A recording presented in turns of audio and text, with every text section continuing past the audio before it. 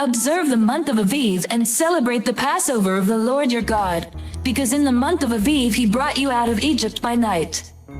Sacrifice as the Passover to the Lord your God an animal from your flock or herd at the place the Lord will choose as a dwelling for his name. Do not eat it with bread made with yeast, but for 7 days eat unleavened bread, the bread of affliction, because you left Egypt in haste, so that all the days of your life you may remember the time of your departure from Egypt. Let no yeast be found in your possession in all your land for 7 days. Do not let any of the meat you sacrifice on the evening of the first day remain until morning. You must not sacrifice the Passover in any town the Lord your God gives you except in the place he will choose as a dwelling for his name. There you must sacrifice the Passover in the evening, when the sun goes down, on the anniversary of your departure from Egypt. Roast it and eat it at the place the Lord your God will choose. Then in the morning return to your tents. For 6 days eat unleavened bread, and on the 7th day hold an assembly to the Lord your God and do no work.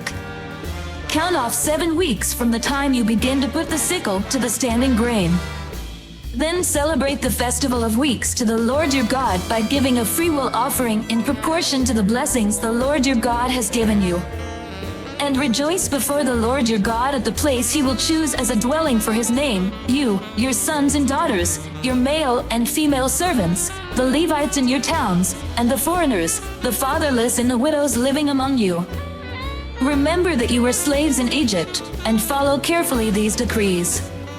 Celebrate the Festival of Tabernacles for 7 days after you have gathered the produce of your threshing floor and your winepress. Be joyful at your festival, you, your sons and daughters, your male and female servants, and the Levites, the foreigners, the fatherless and the widows who live in your towns. For 7 days celebrate the festival to the Lord your God at the place the Lord will choose.